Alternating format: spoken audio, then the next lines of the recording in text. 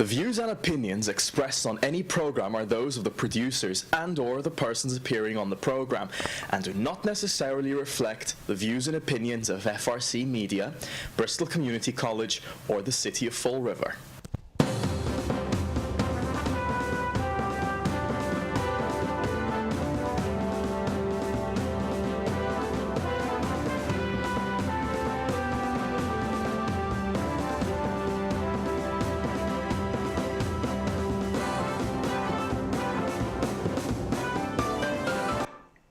Well, Chip, Well, I want to pay our respects before we start our show to a great First Lady, a woman who had many, many effects on our Congress, our Senate, and our country. She was the woman who was what they used to refer to as the power behind the throne, Nancy Reagan, who was an amazing woman. And her loss this weekend is being felt not only by Republicans but by Democrats. And Nancy Reagan will be greatly missed by many people and by many members of our community. And I just had to pay our respects to Nancy Reagan and hope that the people remember her and what she has done for our country throughout time. well, she had a long life, and you know, it was a very eventful life, and 94 years old. that's right. I mean, we should all be that fortunate, and you know, she was an extremely important part of the administration. She did wield a lot of power behind the scenes. Everybody knew that. Yeah.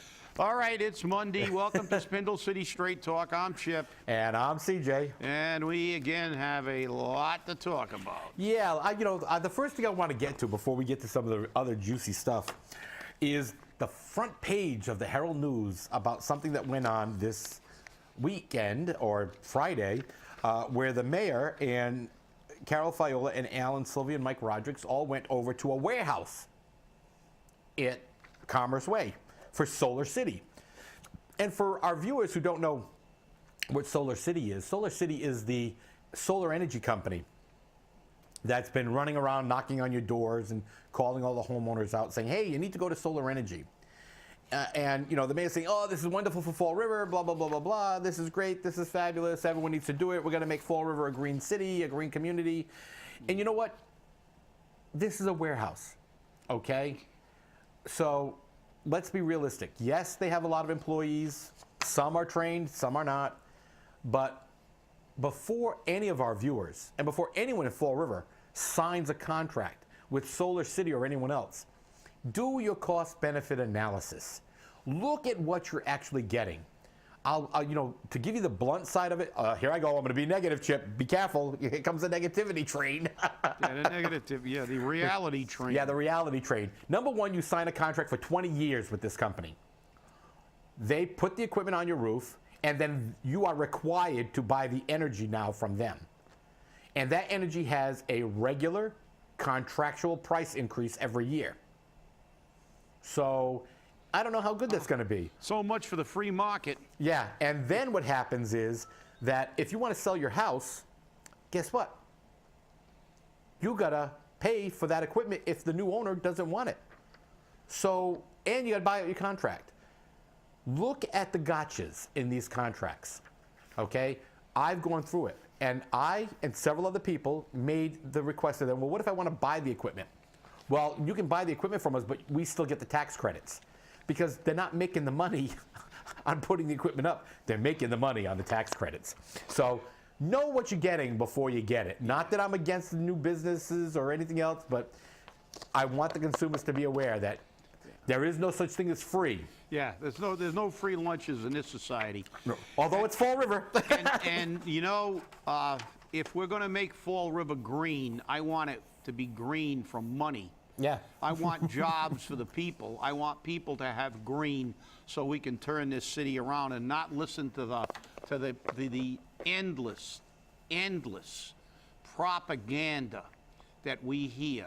Because again, we had a propaganda meeting, and Rob the Messiah Million and Linda Pereira were talking all about, you know, how we're gonna, the lifeblood of Fall River and how we're gonna move forward. And, you know, we're gonna get into this right now because we hit the New York Times and we've got an article from about 6 years ago that fundamentally shows one thing. All these people ever do is talk. Yep. And basically wave this picture that they see through these rose-colored glasses. But when we look closely, all they've done for the past 20 years is talk, while Fall River continues to go down the toilet. And nothing ever gets better, everything gets worse. And our lifeblood, our youth, if they do get an education, I'd like to see how many people actually stay, because anybody that's got that's well educated and can get a job normally gets it elsewhere, and they move. This is the reason that Fall River is what it is. And guess what? One of their things, get more market housing. So, CJ, I want you to read the little excerpt from the New York Times to our viewers out there, what they said about Fall River, because we continue to hear that, you know, the way we're going to get things is by having people move in. Yeah, I know. And, I mean, talk about totally dysfunctional and delusionary thinking. This is the people that are leading our city. Right. Because, you know, what normal human being that looks at Fall River with objective eyes and looks at what we have in this city, which is massive heroin addiction, tremendous crime rate, pathetic school system. You're so negative again. And want to move in. So let's see what. Look, it's not us. This is the New York Times, a fairly well-respected. An international news. An international and very respected newspaper. We were classified as Trump country because we came in number 2 with Trump votes at 62.2%. And what was interesting was they chose Fall River because of the number of votes it received, obviously. And the picture they chose to show Fall River, which I thought was funny, was the old Sylvia School on Hartwell Street. You know the one that was supposed to sell a CD rec? The dilapidated building all boarded up with, you know, a wandering person walking in front of it. Makes you want to come to Fall River right away. But it says in it, Fall River, Mass, population 88,712 people. Trump vote share 62.2%. Once a leader in the textile industry, Fall River was filled with mills producing cotton, print, cloth, earning the nickname Spindle City, which, by the way, the boy Emperor wants to get rid of Spindle City. Yeah. I don't know if he meant the show or the title. Probably both. Yeah. But the thing is that, yeah, let's call it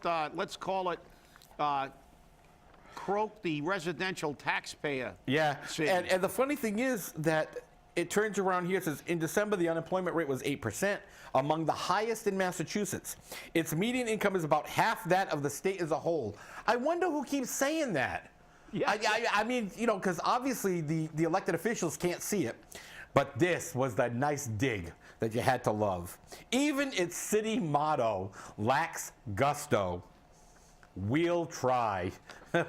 Should be more like we'll fail. We'll fail miserably. Well, there you have it, people. I mean, it's not us, even in New York. This is what people see. You know, unlike our politicians who see nothing but rose-colored pictures and promises for the future. Nothing ever happens immediately. It's always give everybody a tiff, build more low-income, median housing, but which ends up low-income housing, because let's face it, who's going to move to this city? And Linda Pereira, this is what they see. Yeah. They see a population with 25% living below the poverty level, and the people who do work are earning half what the state average is. And I mean, and they wonder why we can't maintain retail businesses. They wonder why this city is not attracting people. Well, guess what? It's because this city is in trouble. You know, and we are in serious trouble, and we can't fix that with these grandiose ideas. As I said before, we have to fix it brick by brick, bringing this city back and having small businesses and businesses that are viable, not this baloney of giving these retail places TIFs so they can run other retail stores out of business. As I said, the waterfront, tourists, give me a break. Come on. Tourists, we're going to out-tourist Newport and the Cape. Really, let's use the waterfront for containerized shipping, like New Bedford is now, like Providence has for years, because that's an industry that employs people, and it's a very vibrant industry. But no, our Fall River politicians want to talk about what's our answer? Give everybody a free lunch except the residential taxpayers. Bring all these businesses in and have them pay nothing in taxes. Don't touch the nonprofits. Don't touch anything. Just continue to burden the residential taxpayer, and everything's going to get better. And I hate to tell you this, but everybody knows you can't tax your way to prosperity. You can't tax your way out of debt. Just look at Detroit. Yeah, and look at them all. And the problem is, but what really irritates me is when I hear this. And let's go back. Let's get in a time capsule, CJ, and let's go back 6 years and listen to what was written about Fall River 6 years ago, when, by the way, Linda Pereira was a city councilor and Ray Mitchell was a city councilor, and many of these people who were touting the same old, well, and trying to make it new. This is what they said, and take it away, CJ. Boston Globe visits Fall River, leaves depressed. Okay, with retailer, this went back to when A.J. Wright closed. With retailer A.J. Wright shutting down, and taking its Fall River distribution center with it, 2 Boston Globe reporters traveled to the hometown of Lizzie Boyd and Emerald Agassi to take stock of its economy. And remember, Emerald won't come back to Fall River even if we paid them. Unsurprisingly, they found it's 91,000 residents. We have 3,000 less now. People smartened up and moved away. even though it should be like 14 or 15,000, because we increase our population rate by bringing in low-income people. So that's we have to clarify that too. And we have lost a lot more of our as they love to say, we've got a great workforce. No, we don't. They've all moved out of the city or dropped dead. And the fact is, unfortunately. But you know, that 88,000 is not an accurate figure. Our population has decreased. I would love to see, you know, how many people that make above the state median who used to live in Fall River have moved out in the past 20 years. But we've replaced many of them with people who don't contribute at all to the economy. And that's one of the problems. And you know, and here's the funny thing. This talks about Flanagan's Hail Mary pass on the Wampanoag Casino and endlessly discussed but still unbuilt South Coast commuter rail line. These are all the things that we talked about back then. Poor Fall River, I'm quoting it now, poor Fall River, even its city motto sounds sort of sad and resigned. We'll try. I guess that's better than the alternative. We won't try, we'll probably fail, but it sure doesn't exude confidence.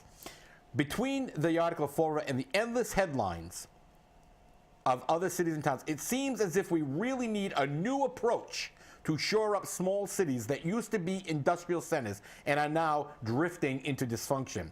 What these places appear to need more than anything are jobs, decent paying ones, and lots of them.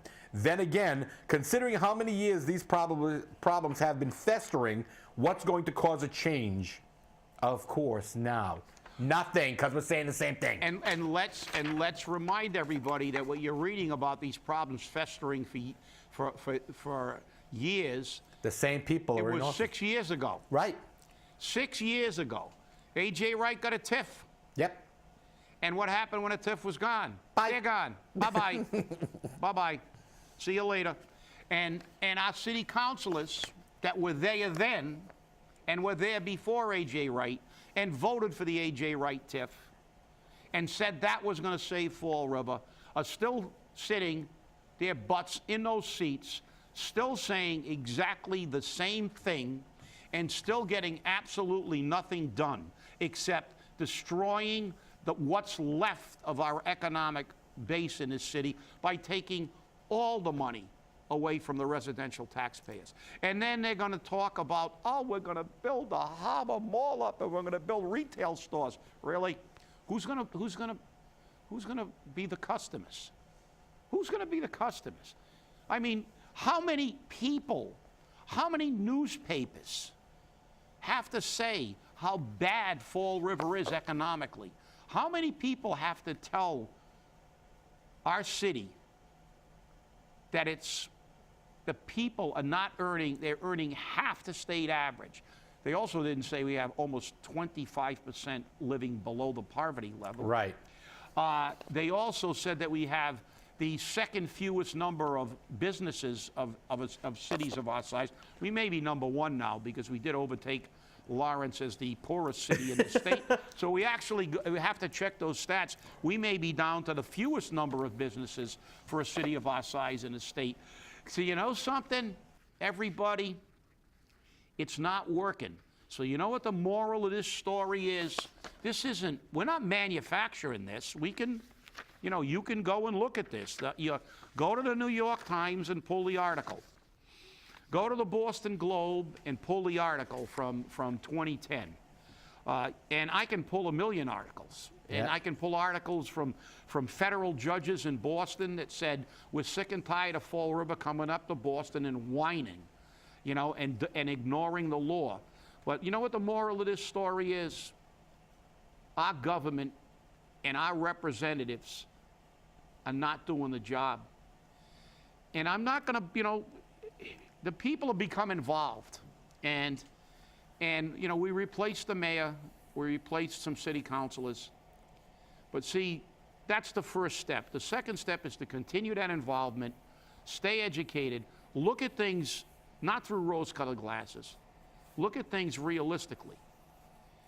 And then what we have to do then is vote them out every 2 years until we finally get people in those seats and in the mayor's office who understand that it's their job to begin to rebuild this city from the bottom up. They got all these ideas. We're going to start at the top. We're going to, look, how many times are we going to hear about tourism? How many times are we going to hear the same old hackneyed We have a great tourist economy. They're called junkies. They come here regularly, and they visit us, and they end up living on the street corner. And it's like they've said, there was an article that said that one of the primary reasons for depressed economies is too much low-income housing. That's right. And what do? We have the highest percentage of low-income housing in the state, and we want to build, but see, they used a little code word. Market. Market. Yeah, market. Like Point Gloria started out with a penthouse apartment. It ended up with Section 8s in there. Yep. And you, like I said, let's look. Look, I'm going to sell you, if you believe this, I'm going to sell you a giant mountain in Florida. And in case you don't know, there's no mountains in Florida. Hey, I got a great deal on the Everglades for you. Yeah, I'm gonna. But the problem that we have here, it's not only our elected officials, it's the inability of our citizens, of our voters, to stop saying, my guy is the greatest. Oh, my guy, you got to give my guy a chance. My guy has a plan. No, you don't do that. You don't support anyone that's not doing what's right. And if you think it's right, stand by it, but prove it. And don't prove it with your feelings, prove it with facts. We prove everything with facts. We get the stories, okay? And we go and we investigate them ourselves. You've got to have the facts to back up what you're saying. And we do. And we back that up. But we can present all of this to you all we want. But when you have a city councilor who turns around and says that if we put more market rate housing in downtown Fall River, that we will be able to keep the businesses downtown open later. What businesses? There's a couple of restaurants downtown. There's no significant business down there. There's no significant retail down there. There's no shops anymore. What is there? There's low-income housing. There's the Academy building. There's Boarding Place East, and they want to expand that.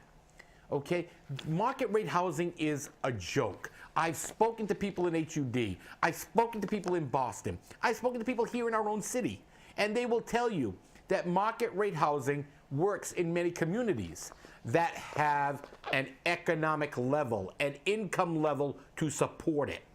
You cannot live in a fantasy world thinking that if I build it, they will come. That's not going to work. It does in the movies, but Yeah, well, we should make a movie. But it's a good point. But that thing about let's give them a chance, that's the problem.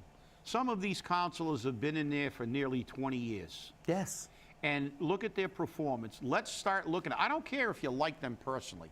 It's like I said, if you got an auto mechanic as a neighbor and he can't fix your car, you're really, really not too bright if you take your car to him and he continues to not be able to fix it and charge you money. You get paid to do a job. You may have a burger with them, you may have a beer with them, but it doesn't take this 30-year plan and 20-year plan and give me a chance and see what happens. And that's what they've been saying. And look, it doesn't take very long to see if somebody is doing what's necessary, is on the right path. Do we have to wait for total destruction? Do we have to have government when we're only in the crisis mode? Can't we preemptively look at this and say, hey, look, this guy's on the road to destruction. He's not doing what the city needs. It doesn't take that long. Listen, we got Sam Sutter in as mayor. He made a lot of promises, and then the first thing he did was hire a bunch of people, create a bunch of jobs, raise the taxes, impose a new fee, threaten to cut fire and police. I mean, how long does it take to say, hey, this is not what we want? We want you to shrink government. We want you to eliminate supervise. We want you to eliminate redundancies. We want you to make government efficient and effective and lean and mean. We want our money and our tax dollars invested in services, public safety, people who provide the taxpayer with services. This is where we want our money. And if you can't figure that out, we shouldn't have to give them 2 years or 4 years or 6 years. And it's, it's like now, what have we seen? We've seen a reorganization of government. Really? We're playing I eliminated 4, but I gave one guy all the money, and I'm creating more jobs, and now we've got new jobs, and I'm going to make a prediction. They're out of money. They'll start. They're going to start talking about cuts in fire and police. And when they do that, I will personally begin a campaign to set the base number of firefighters, not ancillary guys, but suppression as a city ordinance. And we'll ram it down their throat. And we'll do the same thing for police. And you know something? If they can't do it themselves, or they're going to continue to disgracefully use public safety as a human shield every time they want to raise taxes and scare and coerce and badger the public into saying, well, I don't want to burn to death, I don't want to get mugged in the street, while they're giving all their friends jobs, while they continue to never do anything immediately to begin to turn this city around. And until they do, we don't need to give them a chance to do what? To destroy more of the city? To continue to go to grants? We all know that grants are temporary. How much time do you need to know you're going in the wrong direction? If you're supposed to be going north on I-95, and you're heading toward Florida, do you have to get to Florida before you realize you made a mistake? Maybe when you hit the Connecticut line, you'll realize you're going in the wrong direction if you're trying to go to Maine. Not if you're a member of the Diminati. So listen, look, here it is. New York Times, Boston Globe, go back 6 years, go back 10 years, Go back 15 years. The moral of the story is the same people sitting in the same council chambers and people sitting in the mayor's office have made the same promises for decades. And the only thing that we've ever gotten now is higher taxes, new fees, higher fees, and now we have the new propaganda when they get up and have the audacity to say, you know, it's not our fault, it's the fault of those old mayors that didn't raise the taxes every year. Really? Really? You mean to tell me when Carlton Viveris was the mayor of this city, and this city had $12 million in free cash, in surplus funds, and we also had a lot of the people who've moved out now. Do you think that we should have raised taxes when we had a $12 million surplus? Well, yeah, because that wasn't enough. Yeah, because that's the politician's answer. Tax the people. That's right. They don't tax Charlton. They don't give them a fee. We provide fire, but all those guys making $300,000 and $400,000 on their board of directors that live out of the city, they go back and they get in their Audis and their Mercedeses, and they drive out to their bedroom communities, and they laugh and they go, look at these clowns, they're going to kill them. Before you know it, we're going to have a city with, hey, it's going to be a welfare city. And you know, South Coast screams that they're so poor they can't make budget ends meet, but they're buying a bankrupt health system out of Rhode Island called Care New England. So so of course, you know, now they're going to say, oh, we can't make ends meet again. Yeah, last time I saw it, somebody that was really having financial difficulties, they didn't spend $1.5 million renovating their foyer. I know. And they didn't have a board of directors that's making the high six figures. Yeah. You know, this is the thing that people don't understand, because, you know, we're negative. So let's be real. And I said this at the opening of the Weekend Flush, in that Fall River voters, Fall River citizens are the cause and the cure. They're the cause because it is nice to have your rose-colored glasses and bury your head in the sand. But you can be the cure by taking off those rose-colored glasses, taking your hand out of the sand and saying, Mr. Mayor, Mr. City Councilor, Mrs. City Councilor, Mr. School Committee Member, guess what? I don't like this. I'm not going to vote for you because you're doing this. And then not vote for them. Instead of saying, oh, Mrs. City Councilor, I really like you. It's great. Let's go have coffee, da-da-da. Oh, she's a wonderful person. Great friend. Got to vote for her. You know what? When you vote because they're your friend, you get what you get.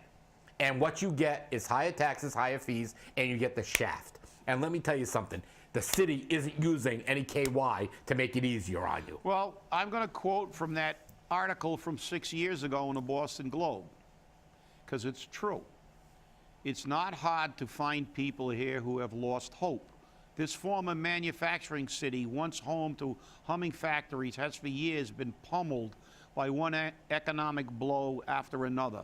Fall River's unemployment rate is consistently among the state's highest, and a series of efforts to revitalize the city have not made much of a difference. Well, you know why?